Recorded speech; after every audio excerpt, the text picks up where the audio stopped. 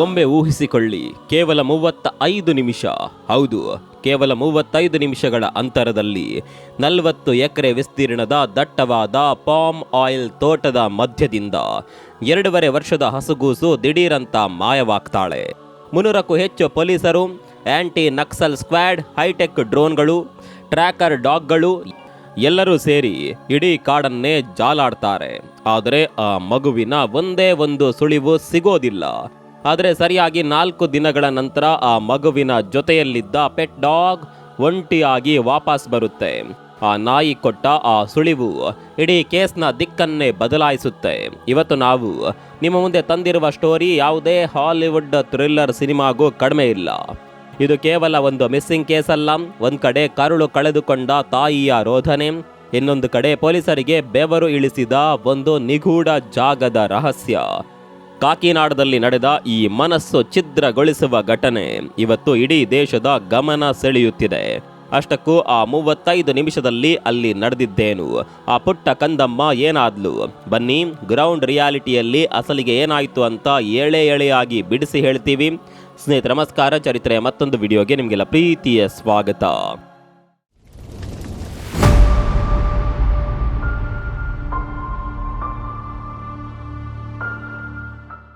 ಸ್ನೇಹಿತರೆ, ಈ ಘಟನೆ ನಡೆದಿರೋದು ಕಾಕಿನಾಡ ಜಿಲ್ಲೆಯ ತುನಿ ರೂರಲ್ ಮಂಡಲದ CH ಅಗ್ರಹಾರಂ ಅನ್ನುವ ಒಂದು ಹಳ್ಳಿಯಲ್ಲಿ.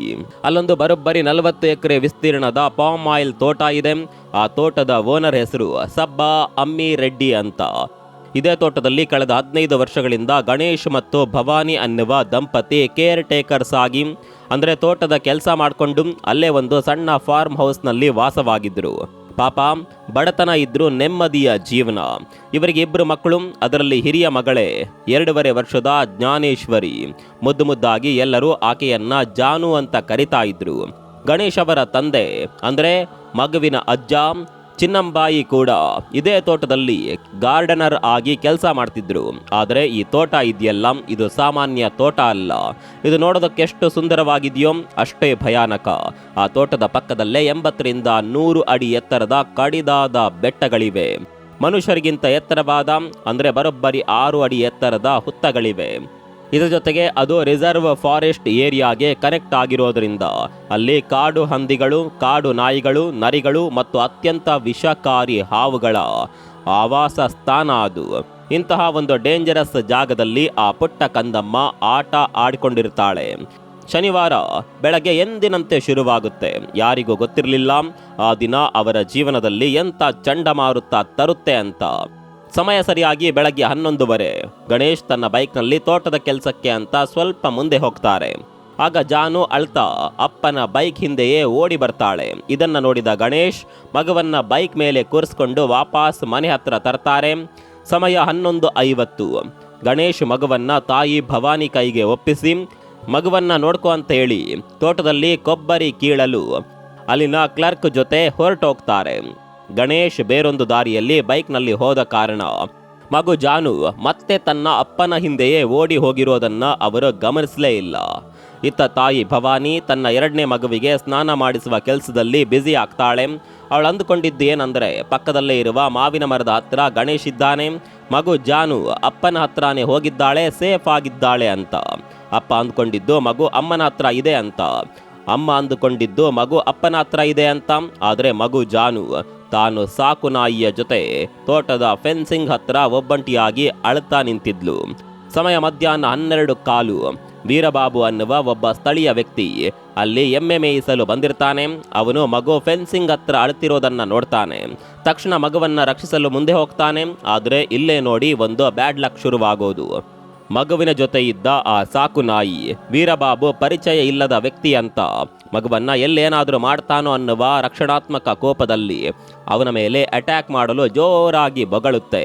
ವೀರಬಾಬು ಸ್ವಲ್ಪ ಅಮಾಯಕ.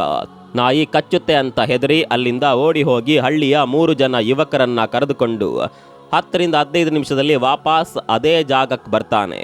ಆದರೆ ಆತ ಬರುವಷ್ಟರಲ್ಲಿ ಅಲ್ಲಿ ಮಗುವೂ ಇರಲಿಲ್ಲ, ಆ ನಾಯಿಯೂ ಇರಲಿಲ್ಲ. ಇಡೀ ಜಾಗ ಖಾಲಿ. ಕೇವಲ 10ರಿಂದ 15 ನಿಮಿಷದ ಗ್ಯಾಪ್ ಸ್ನೇಹಿತರೆ. ಅಷ್ಟು ಬೇಗ ಆ 2.5 ವರ್ಷದ ಮಗು ಎಲ್ಲಿಗೆ ಹೋಗೋದಕ್ಕೆ ಸಾಧ್ಯ? ತಕ್ಷಣ ಗಣೇಶ್ಗೆ ವಿಷಯ ತಿಳಿಸ್ತಾರೆ. ಇಡೀ 40 ಎಕರೆ ತೋಟವನ್ನ ಜಾಲಾಡ್ತಾರೆ. ಅದೇ ಟೈಮ್ಗೆ ಸರಿಯಾಗಿ ಗಂಟೆಗಟ್ಟಲೆ ಭಾರಿ ಮಳೆ ಶುರುವಾಗುತ್ತೆ. 100ಕ್ಕೂ ಹೆಚ್ಚು ಹಳ್ಳಿಯ ಜನರು ಹುಡುಕಿದ್ರೂ ಮಗುವಿನ ಸುಳಿವು ಸಿಗೋದಿಲ್ಲ. ಕೊನೆಗೆ ತುನಿ ರೂರಲ್ ಪೊಲೀಸ್ ಸ್ಟೇಷನ್ನಲ್ಲಿ ಕಂಪ್ಲೇಂಟ್ ದಾಖಲಾಗುತ್ತೆ. ವಿಷಯ ತಿಳಿದ ತಕ್ಷಣ ಕಾಕಿನಾಡ ಎಸ್ಪಿ ಬಿಂದು ಮಾಧವ್ ಅವರ ಆದೇಶದ ಮೇರೆಗೆ ಡಿಎಸ್ಪಿ ತಿಲಕ್ ಮತ್ತು ಸಿಐ ಚೆನ್ನಕೇಶವ ರಾವ್ ಅವರ ನೇತೃತ್ವದಲ್ಲಿ ಶನಿವಾರ ರಾತ್ರಿ 8 ಗಂಟೆಯಿಂದಲೇ ಒಂದು ಬೃಹತ್ ಸರ್ಚ್ ಆಪರೇಷನ್ ಶುರುವಾಗುತ್ತೆ. ಇದು ಸಾಮಾನ್ಯ ಆಪರೇಷನ್ ಅಲ್ಲ.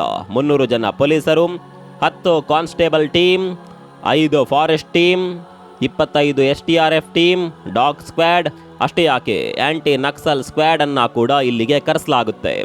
100 ಎಕರೆ ಜಾಗವನ್ನ ಕಣಕಣವನ್ನ ಕೂಡ ಜಾಲಾಡ್ತಾರೆ.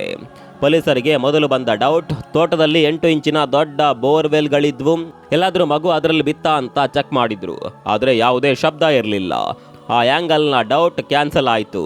ಇನ್ನೊಂದು ಕಡೆ ತೋಟದಲ್ಲಿ ನೆಲದ ಮೇಲೆಯೇ ಕರೆಂಟ್ ವೈರ್ಗಳು ಬಿದ್ದಿದ್ವು, ಮಗುವಿಗೆ ಕರೆಂಟ್ ಶಾಕ್ ಹೊಡೆದಿರಬಹುದಾ ಅಂತ ನೋಡಿದ್ರೆ ಅಲ್ಲೆಲ್ಲೋ ಬಾಡಿ ಸಿಗ್ಲಿಲ್ಲ, ಹಾಗಾಗಿ ಅದು ಕೂಡ ಕ್ಯಾನ್ಸಲ್. ಇನ್ನು ನಾವು ಮೊದಲೇ ಹೇಳಿದ ಹಾಗೆ ಅದು ಕಾಡು ಹಂದಿ, ನರಿಗಳು, ಕಾಡು ನಾಯಿಗಳಿರುವ ಡೇಂಜರಸ್ ಫಾರೆಸ್ಟ್. ಮಗುವನ್ನ ಯಾವುದಾದ್ರೂ ಪ್ರಾಣಿ ಎಳೆದುಕೊಂಡು ಹೋಯ್ತಾ? ಇಲ್ಲೇ ಒಂದು ಲಾಜಿಕ್ ಇದೆ ನೋಡಿ. ಒಂದು ವೇಳೆ ಪ್ರಾಣಿ ಅಟ್ಯಾಕ್ ಮಾಡಿದ್ರೆ ಅಲ್ಲಿ ರಕ್ತದ ಕಲೆಗಳು ಇರಬೇಕಿತ್ತು ಅಲ್ವಾ? ಮಗು ಹಾಕಿದ್ದ ಬಟ್ಟೆ ಎಲ್ಲಾದರೂ ಹರಿದು ಬಿದ್ದಿರಬೇಕಿತ್ತು ಅಲ್ವಾ? ಎಲ್ಲದಕ್ಕಿಂತ ಮುಖ್ಯವಾಗಿ ಮಗುವಿನ ಜೊತೆ ಇದ್ದಿದ್ದು ಒಂದು ನಿಷ್ಠಾವಂತ ನಾಯಿ. ಮಗುವಿನ ಮೇಲೆ ಪ್ರಾಣಿ ಬಿದ್ದರೆ ಆ ನಾಯಿ ಸುಮ್ಮನೆ ಬಿಡ್ತಿತ್ತ? ಕಾದಾಟ ನಡೀತಿತ್ತು, ಆದರೆ ಅಲ್ಲಿ ಯಾವ ಕುರುಹು ಕೂಡ ಇರಲಿಲ್ಲ. ಹಾಗಾಗಿ ಎನಿಮಲ್ ಅಟ್ಯಾಕ್ ಆ್ಯಂಗಲ್ ಅನ್ನ ಪೊಲೀಸರು 100% ರೂಲ್ ಔಟ್ ಮಾಡಿದ್ರು. 4 ದಿನಗಳ ಕಾಲ ಇಡೀ 1000 ಎಕರೆ ಹುಡುಕಿದ್ರು, ಒಂದೇ ಒಂದು ಸಣ್ಣ ಬಟ್ಟೆ ತುಂಡು ಕೂಡ ಸಿಗಲಿಲ್ಲ. ಎಲ್ಲರೂ ಕಣ್ಣೀರು ಹಾಕ್ತಿರುವಾಗ ಮಂಗಳವಾರ ಸಂಜೆ ದಿಢೀರಂತ ಸಾಕು ನಾಯಿ ಒಂಟಿಯಾಗಿ ಫಾರ್ಮ್ ಹೌಸ್ ಕಡೆಗೆ ನಡೆದುಕೊಂಡು ಬರುತ್ತೆ.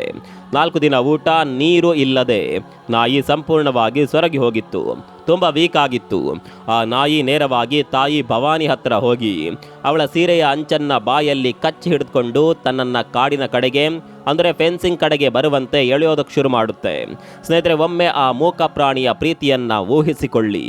ಅದು ತನ್ನ ಭಾಷೆಯಲ್ಲಿ ಬಾ, ನಿನ್ನ ಮಗು ಎಲ್ಲಿದ್ದಾಳೆ ಅಂತ ನಾನು ತೋರಿಸ್ತೀನಿ ಅಂತ ತಾಯಿಯನ್ನ ಎಳಿತಾ ಇತ್ತು. ಆದರೆ ಅಲ್ಲಿದ್ದ 100 ಜನ ಪೊಲೀಸರು ಜನರನ್ನ ನೋಡಿ ಆ ನಾಯಿ ಹೆದರಿ ಮತ್ತೆ ಆ ಕಡಿದಾದ ಬೆಟ್ಟದ ಕಡೆ ಓಡಿ ಮಾಯವಾಗುತ್ತೆ. ಈಗ ಅಸಲಿ ಆಟ ಶುರುವಾಯಿತು ನೋಡಿ. ಪೊಲೀಸರು ತಕ್ಷಣ ಅಲರ್ಟ್ ಆಗ್ತಾರೆ. ಆ ನಾಯಿ ಕಚ್ಚಿದ್ದ ತಾಯಿಯ ಸೀರೆಯ ಬಟ್ಟೆಯನ್ನ ಕಟ್ ಮಾಡಿ ಒಂದು ಪ್ಲಾಸ್ಟಿಕ್ ಕವರ್ನಲ್ಲಿ ಹಾಕಿ ಅದನ್ನ ಪೊಲೀಸ್ ಟ್ರ್ಯಾಕರ್ ಡಾಗ್ಗೆ ಮೂಸಲು ಕೊಡ್ತಾರೆ. ಆ ವಾಸನೆಯನ್ನ ಹಿಡಿದ ಪೊಲೀಸ್ ನಾಯಿ ಸರಿಯಾಗಿ ಫೆನ್ಸಿಂಗ್ ದಾಟಿ ಆ ಕಡಿದಾದ ಬೆಟ್ಟದ ಪೊದೆಗಳ ಮಧ್ಯೆ 200ರಿಂದ 300 ಮೀಟರ್ವರೆಗೂ ಹೋಗಿ ದಿಢೀರಂತ ನಿಂತು ಬಿಡುತ್ತೆ. ಯಾಕೊತ್ತಾ? ಅಲ್ಲಿಗೆ ಆ ಪೆಟ್ ಡಾಗ್ನ ವಾಸನೆ ಸಂಪೂರ್ಣವಾಗಿ ಕಟ್ ಆಗ್ಬಿಟ್ಟಿತ್ತು. ಡ್ರೋನ್ ಬಳಸೋಣ ಅಂದರೆ ವಿಪರೀತ ಮಳೆ ಶುರುವಾಗಿ ಇದ್ದ ಸಣ್ಣ ಪುಟ್ಟ ಹೆಜ್ಜೆ ಗುರುತುಗಳು ಕೂಡ ವಾಶ್ಔಟ್ ಆಗಿಬಿಡ್ತು. ಹಾಗಾದರೆ ಮಗು ಏನಾಯಿತು? ಯಾರು ತೆಗೆದುಕೊಂಡು ಹೋದ್ರು? ಇಲ್ಲೇ ಇರೋದು ಬಿಗ್ ಪಾಯಿಂಟ್. ಎನಿಮಲ್ ಅಟ್ಯಾಕ್ ಅಲ್ಲ, ಮಗು ತಾನಾಗಿಯೇ ಅಷ್ಟು ಎತ್ತರದ ಬೆಟ್ಟ ಏರಲು ಅಸಾಧ್ಯ. ಹಾಗಾದರೆ ಉಳಿದಿರೋದು ಒಂದೇ ಆಪ್ಷನ್, ಕಿಡ್ನ್ಯಾಪ್. ಹೌದು, ಯಾರೋ ಆ ಮಗುವನ್ನ ಎತ್ಕೊಂಡು ಹೋಗಿದ್ದಾರೆ. ಅಲ್ಲಿ CH ಅಗ್ರಹಾರಂ ಹಳ್ಳಿಯಲ್ಲಿ ಒಂದೇ ಒಂದು CCTV ಕ್ಯಾಮ್ರಾ ಇಲ್ಲ. ಇದು ಕಿಡ್ನ್ಯಾಪರ್ಸ್ಗೆ ಪ್ಲಸ್ ಪಾಯಿಂಟ್ ಆಯಿತು. ಈ ತೋಟದ ಫೆನ್ಸಿಂಗ್ ದಾಟಿದ್ರೆ ಅಲ್ಲಿ ದೊಡ್ಡ ದೊಡ್ಡ ಗೇರು ಬೀಜದ ತೋಟಗಳಿವೆ. ಪ್ರತಿದಿನ ಸುತ್ತಮುತ್ತಲ ಹಳ್ಳಿಗಳಿಂದ ಜನ ಮರದಿಂದ ಬಿದ್ದ ಗೇರು ಬೀಜಗಳನ್ನು ಆರಿಸಿಕೊಳ್ಳೋದಕ್ಕೆ ಬರ್ತಾರೆ. ದಿನಕ್ಕೆ 5ರಿಂದ 6 kg ಆರಿಸಿ 100ರಿಂದ 120 ರೂಪಾಯಿಗೆ ಮಾರಿ ಹೊಟ್ಟೆ ಹೊರೆಯುವ ಜನ ಅವರು. ಪೊಲೀಸರ ಪ್ರಬಲ ಅನುಮಾನ ಏನಂದ್ರೆ, ಶನಿವಾರ ಮಧ್ಯಾಹ್ನ 12 ಗಂಟೆ ಸುಮಾರಿಗೆ ಮಗು ಫೆನ್ಸಿಂಗ್ ಹತ್ರ ಅಳುವಾಗ ಈ ಗೇರು ಬೀಜ ಆರಿಸುವವರು ಏನಾದರೂ ನೋಡಿ ಮಗುವಿನ ಮೈ ಮೇಲೆ ಇದ್ದ ಚಿನ್ನಾಭರಣಕ್ಕೆ ಆಸೆಪಟ್ಟು ಅಥವಾ ಮಕ್ಕಳ ಮಾರಾಟ ಮಾಡುವ ಉದ್ದೇಶದಿಂದಲೋ ಕಿಡ್ನ್ಯಾಪ್ ಮಾಡಿರಬಹುದು. ಇನ್ನೊಂದು ಶಾಕಿಂಗ್ ಡೆವಲಪ್ಮೆಂಟ್ ಅಂದರೆ, ಆ ಟ್ರ್ಯಾಕರ್ ಡಾಗ್ ಹೋದ ರೂಟ್ ನೇರವಾಗಿ ದೊಂಡವಾಕ ವಿಲೇಜ್ನ ಮೈನ್ ರೋಡ್ಗೆ ಕನೆಕ್ಟ್ ಆಗುತ್ತೆ. ಅಂದರೆ ಕಿಡ್ನಾಪರ್ಸ್ ಕಾಡಿನ ಒಳಗೆ ಹೋಗಿಲ್ಲ, ಬದಲಾಗಿ ಗೇರು ಬೀಜಗಳ ಮರಗಳ ಮಧ್ಯದಿಂದ ಎಸ್ಕೇಪ್ ರೂಟ್ ಹಿಡಿದು ಮೈನ್ ರೋಡ್ಗೆ ಬಂದು ಅಲ್ಲಿಂದ ಯಾವುದಾದ್ರೂ ಆಟೋ ಅಥವಾ ವಾಹನದಲ್ಲಿ ಎಸ್ಕೇಪ್ ಆಗಿದ್ದಾರೆ. ಹಾಗಾದರೆ ಮುಂದೇನು? ಈಗ ಇಡೀ ಇನ್ವೆಸ್ಟಿಗೇಷನ್ ಕಾಡಿನಿಂದ ಮೈನ್ ರೋಡ್ ಕಡೆಗೆ ಶಿಫ್ಟ್ ಆಗಿದೆ. ಪೊಲೀಸರು ಈಗ ಏನೇನೋ ಮಾಡ್ತಿದ್ದಾರೆ ಗೊತ್ತಾ? ಆ ದಿನ ಗೇರು ಬೀಜ ಆರಿಸಲು ಕಾಡಿಗೆ ಬಂದಿದ್ದವರ ಲಿಸ್ಟ್ ರೆಡಿ ಮಾಡಿದ್ದಾರೆ. ದೊಂಡವಾಕ ಮೈನ್ ರೋಡ್ನಲ್ಲಿ ಓಡಾಡುವ ಆಟೋ ಡ್ರೈವರ್ಗಳನ್ನು ಇಂಟರೋಗೇಟ್ ಮಾಡ್ತಿದ್ದಾರೆ. ಆ 12:30ರಿಂದ 2 ಗಂಟೆ ಸಮಯದಲ್ಲಿ ಹೋದ ಪ್ರತಿಯೊಂದು ವೆಹಿಕಲ್ ಡೀಟೇಲ್ಸ್ ಕಲೆ ಹಾಕ್ತಿದ್ದಾರೆ. ಸುತ್ತಮುತ್ತಲ ಹಳ್ಳಿಗಳಲ್ಲಿ ಇರುವ ಹೈ ರೆಸಲ್ಯೂಷನ್ CCTV ಕ್ಯಾಮೆರಾಗಳನ್ನು ಜಾಲಾಡ್ತಿದ್ದಾರೆ. ಮಕ್ಕಳಿಲ್ಲದ ದಂಪತಿಗಳಿಗೆ ಯಾರಾದರೂ ಮಗು ಮಾರಿದ್ದಾರಾ ಮತ್ತು ರೀಸೆಂಟ್ ಆಗಿ ಜೈಲಿನಿಂದ ರಿಲೀಸ್ ಆದ ಹಿಸ್ಟ್ರಿ ಶೀಟರ್ಗಳ ಮೂಮೆಂಟ್ಸ್ ಹೇಗಿದೆ ಅಂತ ಕೂಡ ಟ್ರ್ಯಾಕ್ ಮಾಡ್ತಿದ್ದಾರೆ. ಇದ್ರ ಜೊತೆಗೆ ಯಾರು ನಿಖರವಾಗಿ ಮಾಹಿತಿ ಕೊಡ್ತಾರೋ ಅವರಿಗೆ 1 ಲಕ್ಷ ರೂಪಾಯಿ ನಗದು ಬಹುಮಾನ ಕೂಡ ಅನೌನ್ಸ್ ಮಾಡಲಾಗಿದೆ. ಸ್ನೇಹಿತರೆ, ಆ 2.5 ವರ್ಷದ ಹಸುಗೂಸಿಗೆ ಜಗತ್ತಿನ ಕಪಟ ಕ್ರೌರ್ಯ ಯಾವುದು ಗೊತ್ತಿಲ್ಲ.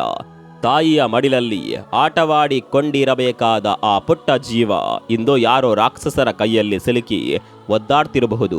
ಅಪ್ಪ ಅಮ್ಮನನ್ನ ಬಿಟ್ಟಿರಲಾರದ ಆ ಕಂದಮ್ಮ ಎಷ್ಟು ಅಳ್ತಾ ಇದ್ದಾಳು, ಎಷ್ಟು ಭಯಪಟ್ಟಿದ್ದಾಳು. ಊಹಿಸಿಕೊಂಡ್ರೆ ಕರುಳು ಚುರುಕನ್ನುತ್ತೆ. ದಿನವಿಡೀ ತೋಟದಲ್ಲಿ ಕೆಲಸ ಮಾಡಿ ಬದುಕುವ ಆ ಬಡ ತಾಯಿಯ ಕರುಳಿನ ಕೂಗು ಆ ಭಗವಂತನಿಗೆ ಮುಟ್ಟಲಿ. 12ಕ್ಕೂ ಹೆಚ್ಚು ಪೊಲೀಸ್ ಟೀಮ್ಗಳು ಹಗಲು ರಾತ್ರಿ ನಿದ್ದೆ ಇಲ್ಲದೆ ಶ್ರಮಿಸ್ತಾ ಇವೆ. ಆ ಮಗು ಜಾನು ಆದಷ್ಟು ಬೇಗ ಸುರಕ್ಷಿತವಾಗಿ ಅವಳ ತಂದೆ ತಾಯಿಯ ಮಡಿಲು ಸೇರಲಿ, ಆ ತಾಯಿಯ ಕರುಳಿನ ಸಂಕಟ ತೀರಲಿ ಅಂತ ನಾವೆಲ್ಲರೂ ಪ್ರಾರ್ಥಿಸೋಣ. ಈ ಕಿಡ್ನಾಪ್ ಕೇಸ್ನ ಬಗ್ಗೆ ನಿಮ್ಗೇನನ್ಸುತ್ತೆ ಕಾಮೆಂಟ್ ಮಾಡಿ.